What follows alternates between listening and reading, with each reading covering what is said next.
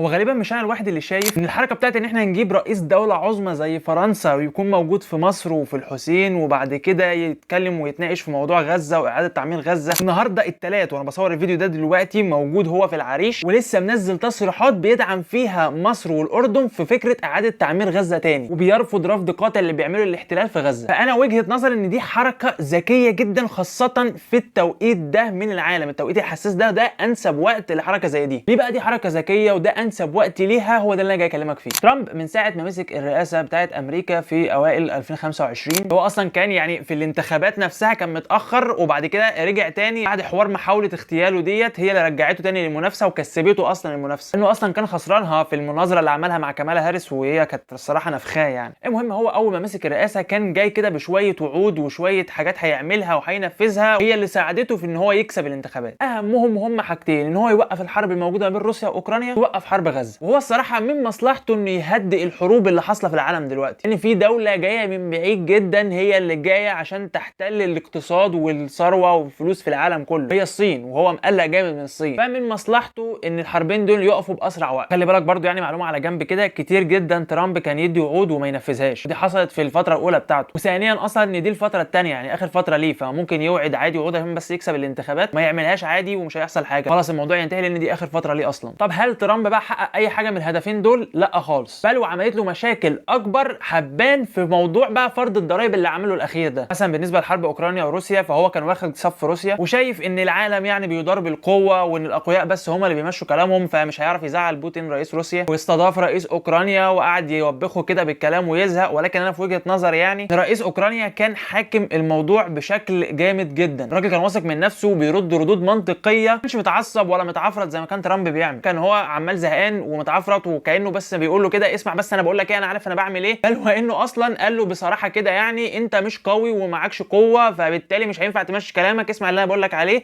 وتعمل اللي انا بقول لك عليه. يا عم محدش بيقول لحد كده، لا هو ترامب خلاص جابها له من ناحيه بقى لان شافه انه بيرد عليه ردود منطقيه جدا، وده كان سبب في انه يخسروا معظم دول اوروبا وتحسس معظم دول اوروبا ان ترامب ده مش ثقه، ده الشخص اللي هيقف معانا ويقف جنبنا. فالراجل بدا يخسر ثقه الاوروبيين شويه بشويه، بل وان الموضوع زاد اكتر بعد تهديداته بالانسحاب من حلف الناتو وان مش هيساعد اوروبا في حاجه تاني. هو رايه فيها منطقي شويه، معلش يعني اوروبا بيبقى عندها مشاكل انا اروح احلها لها ليه؟ كان في خبر بيقول ان الحوثيين في اليمن اعترضوا بعض السفن الاوروبيه، معلش يعني امريكا تتدخل تساعدهم في ايه؟ معظم السفن الامريكيه ما بتعديش من هناك كتير يعني، لكن ده بالتبعيه حسس دول اوروبا ان احنا لا نبدا نفوق بقى ونركز. مثلا حصل اجتماعات في الاتحاد الاوروبي ان هم يا جماعه بقى من ناحيه الاقتصاد، من ناحيه الجيش، من ناحيه السلاح، معظم قوات اوروبا الجيش بتاعها كانوا نايمين شويه، اللي هو بقالهم كتير ما بيحاربوش فمش بيصرفوا كتير على الجيش. نروح لحته ثانيه وهي حرب غزه، واللي كانوا واخد فيها صف الاحتلال بشكل كبير جدا. بدا في الاول بتصريح انه هيخلي الشرق الاوسط كله جحيم، ما شفناش حاجه. فرض فكره التهجير على الدول، ما حصلش برده حاجه. قال ان مصر والاردن هيستضيفوا الفلسطينيين عندهم وبرده ما حصلش حاجه، والاردن ومصر اعترضوا على القرار ده. لو الاردن ومصر مش موجودين السعوديه موجوده، والسعوديه طلعت واعترضت على القرار برده. هو واحده واحده عمال ايه يخسر برده الثقه في الشرق الاوسط، كله بيعترض على قراراته ومحدش بيعمل له حاجه. زود على كل دول بقى كندا والمكسيك، كندا اللي طلع واعلن ان كندا هتبقى الولايه رقم 51 بالنسبه لكندا، اعترضت على الكلام ده كله. بل واصلا من بعد حوار فرض الضرائب اللي هو عمله ده بدات مقاطعات للمنتجات الامريكيه اللي موجوده في كندا، بدا ان الكنديين نفسهم يعرضوا فكره ان هم مثلا يسافروا لامريكا في المصيف والحاجات دي اللي هم عايزين يخسروها من ناحيه السياحه يعني، رغم انها انسب دوله ليهم لحوار السياحه والصيف والجو ده، عشان بقى جنبهم ونفس الثقافه قريبه والكلام ده كله مش هيروحوا بعيد. المقاطعه اللي كان اصلا الكنديين خايفين منها ان امريكا تعملها عليهم، زي مثلا مقاطعه السفر للتعليم او مثلا اللي هي الهجرات التعليميه والحاجات دي، برضه في المنتجات ومن ناحيه الاقتصاد هم بنفسهم اللي عملوها، هم نفسهم اللي قطعوا المنتجات بتاعتهم. طب مبدا اللي هيعض صباعي هقطعه. المكسيك نفس الكلام، لما قرر ان هو هيبني سور يفصله عن المكسيك بسبب هجره المكسيكيين لامريكا والجو ده، برضه بقى في مشاكل معاها. لو انت ركزت معايا كده هتلاقي ان معظم دول العالم بقى عندها مشاكل مع ترامب. دول اوروبا ما بقتش واثقه فيه، وخاصه بعد حوار الانسحاب من حلف الناتو. الدول العربيه كلها بتعترض على كل قراراته، كندا والمكسيك، الصين اللي طالعه له اصلا زي الخازوق كده، وهو اصلا عايز ينهي الحربين دول عشان يركز معاها لان الصين جايه من بعيد جامد يعني. كل ده بقى كوم وحوار ان المواطنين الامريكيين الامريكيين نفسهم يتظاهروا ضد ترامب ده كوم تاني خالص. شعبيه ترامب نفسها قلت قبل حوار فرض الضرائب، تخيل بقى بعد حوار فرض الضرائب ده قلت قد ايه. في مظاهرات في ولايات كتير جدا، منها الولايات اللي انتخبوا ترامب اصلا، الناس اللي انتخبته نفسها بتتظاهر ضده. ومن هنا نفترض سؤال، هل ترامب ممكن يتشال من الرئاسه؟ يعني ممكن يعزلوه مثلا، يسحبوا منه الثقه؟ هي ممكن تحصل ولكن صعبه. الموضوع ده بيرجع لمجلس النواب. مجلس النواب اغلبه من الجمهوريين اللي هو ترامب تبعهم يعني او بيمثلهم، هو الحزب الجمهوري. فعشان ده يحصل لازم النواب اللي موجودين في الحزب الجمهوري يصوتوا ضد ترامب نفسه، وده صعب. يعني صعب ان هم يصوتوا ضد حد حليفهم حتى لو هم معترضين على قرارات. واصلا ده هيحصل بعد سنتين، بعد بقى انتخابات مجلس النواب بعد سنتين ان شاء الله يبقى يحصل الحوار ده. السنتين دول ما اعرفش ايه اللي هيحصل، يعني الاحداث بقت سريعه جدا ومتواليه. وده يدخلنا على اهم نقطه حصلت في الفتره الاخيره، وهو حوار فرض الضرائب اللي عمله ترامب ده. طيب فرض الضرائب على ايه والمين وقد ايه؟ هو ده اللي انا جاي اكلمك فيه. ببساطه يا معلم، هو ترامب بيفرض ضرائب على الشركات اللي بتستورد منتجات من الخارج. يعني شركات بتجيب منتجات من دول تانية، يعني ليها وساطه يعني في الدوله ان هي تجيب منتجات من دول تانية. الشركات دي هيحط عليها ضرائب بحيث ان المنتجات اللي تيجي ويجيبوها بقى بضرائب عاليه يبيعوها جوه امريكا بفلوس عاليه. فبالتالي المواطن الامريكي بدل ما يروح يشتري حاجه جايه مثلا من اليابان ولا جايه من الصين بسعر مبالغ فيه جدا، لا يروح يشتري المنتج الامريكي الاصلي نفسه، المنتج المحلي. فكره ترامب هنا ايه يا معلم؟ ان انا هخلي المواطن يشتري المنتج المحلي، فالاقتصاد يمشي وعجله الاقتصاد تدور معايا، نحل بقى كل الازمات الاقتصاديه اللي موجوده عندنا في الدوله. طبعا يعني مش ازمات اقتصاديه معناها ان امريكا منهاره، لا هي امريكا اقوى اقتصاد في العالم دلوقتي، ولكن هي بعض المشاكل الاقتصاديه اللي هو عايز يحلها بفكره ان الناس تبدا تشتري المنتج المحلي وما تشتريش المنتج اللي جاي من بره. هو هيخليه غالي اصلا. وترامب بسم الله ما شاء الله يعني فرض على كل الدول تقريبا يعني الضرايب دي. نعد معايا كده يا معلم، عندك الهند 26%، اليابان 24%، سويسرا 31%، جنوب افريقيا 30%، كندا 25%، وطبعا الدول العربيه العراق 39%، بقى مصر وقطر والسعوديه والامارات 10%. يعني دوله زي اليابان اللي هي تعتبر من اكبر حلفائه في اسيا حط عليها ضرايب برضه. هذا مفهوم ماشي عشان بس انت عايز ايه توريهم العين الحمراء وكده واللي هو انضموا لينا ومش عارف ايه، ولكن يعني دول حلفائك ليه يا معلم؟ يوسف ايه المشكله دلوقتي؟ من الراجل فكره صح اهو. المشكله ان هو فعلا يحط ضرايب على المنتجات اللي جايه من بره، وبالتالي الاقبال يزيد على المنتج المحلي. الراجل بيفكر تمام مفيش مشكله اهو. بس مبدئيا يا اسطى هو غالبا كل الخبراء الاقتصاديين اثبتوا ان الفكره دي فاشله جدا، والفكره دي هتضر باقتصاد امريكا جدا. لكن ترامب يعني مش سامع لهم ومكمل في خطته زي ما هو. الفكره ببساطه يعني ابسط مشكله هتحصل هو ان انت ماشي هتستورد الحاجات اللي جايه من بره بفلوس عاليه. طب معلش المواد الخام اللي انت بتصنع منها المنتج المحلي هي كلها مش عندك يا معلم. نفترض مثلا حاجه زي الالومنيوم مثلا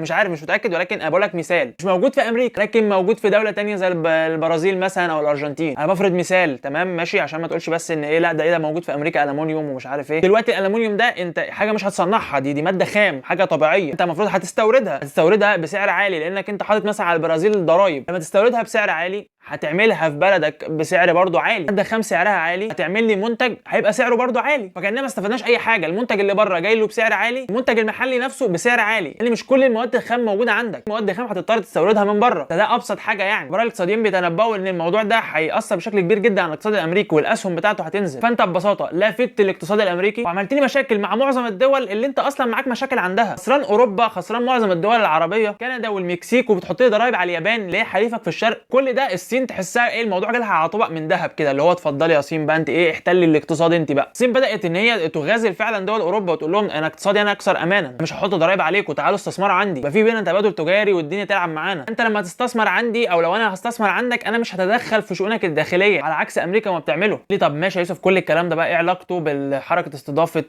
رئيس فرنسا عندنا في مصر؟ لانه ببساطه يا معلم ان الدول اوروبا شافت ان ترامب ما بقاش ثقه كافيه، فبدا ان هم يركزوا الاول مع نفسهم وان هم يبداوا يطوروا في جيوشهم وان هم يبداوا يطوروا في اقتصادهم، يحلوا المشاكل الاقتصاديه اللي عندهم. ثانيا ان هم يعملوا حلفاء بقى مع دول تانية. انا لما اقف جنب مصر والاردن في حوار غزه يبقى انا كده بضايق ترامب، بحسسه اللي هو لا انت ليك كلمه علينا، لا انت مالكش كلمه علينا، احنا برضو لينا كلمه احنا كمان. كمصر رحت ضربت ترامب بس ايه من غير ما ياخد باله كده، لو انا هروح اتحالف مع اوروبا لانه اصلا بيدعم الكيان وعايز يطبق فكره التهجير. وصل لك الفكره؟ انت رحت للشخص اللي عامل مشاكل مع ترامب اصلا وحاسس ان هو مش ثقه بالنسبه له، فانت اتحالفت معاه. دي حركه صايعه جدا بالنسبه لي يعني. في وجهه نظري الحركه الصايعه اللي بعد كده ان يبقى في تحالف مع الصين، لان الصين هي اللي جايه يعني في وجهه نظري. في النهايه كلنا بنتمنى ان الموضوع ده يبقى يؤتي اكله وان يفيدنا فعلا في وقف حوار التهجير ده وان يبدا اعاده تعمير للقطاع تاني. فربنا يصبرهم يا رب ويرحم شهدائهم، الحرب دي تقف يا رب. بس يا معلم هو ده كان كل كلامي في الموضوع ده، واشوفكم الفيديو الجاي.